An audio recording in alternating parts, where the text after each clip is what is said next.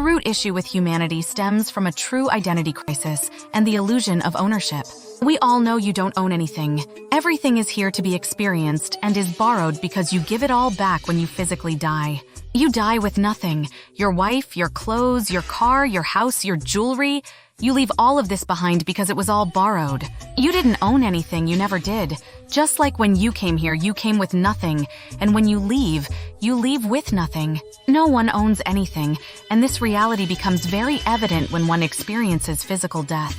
Operate in the way of non-attachment because everything you experience in life has a birth and death. You don't own anything.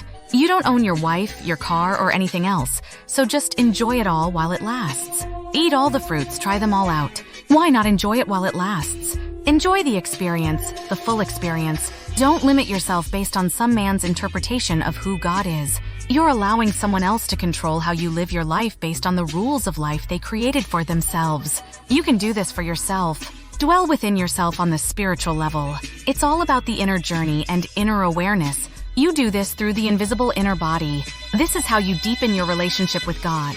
This is how you come into God's presence in full alignment to be in your true power. Enjoy it all. Have no attachments to anything. Don't limit yourself to one thing. Don't set limitations or boundaries for yourself. Have no attachments to anything.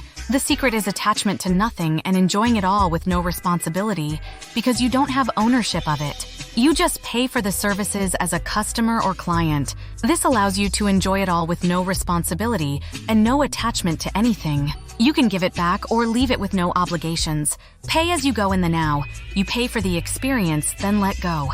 In this way, you can enjoy eating apples, bananas, grapes, watermelon, etc. It is imperative that you don't limit yourself to eating watermelon your whole life.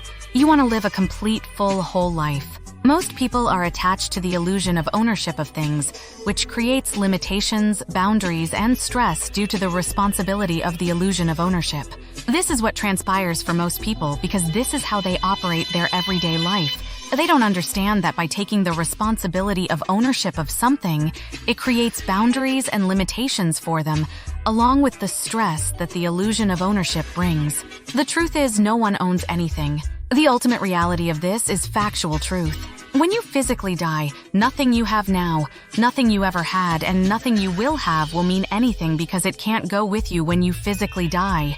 Even your physical body means nothing. This is absolute, irrefutable, indispensable, factual truth that no one can deny. However, everyone operates opposite of this truth. That's why they have pain and suffering and stress and live a life of hell every day. This is considered normal, which is absolutely abnormal, unconscious living, creating immense dysfunction. Living in this way, everybody and everything is accommodating you because you don't own anything.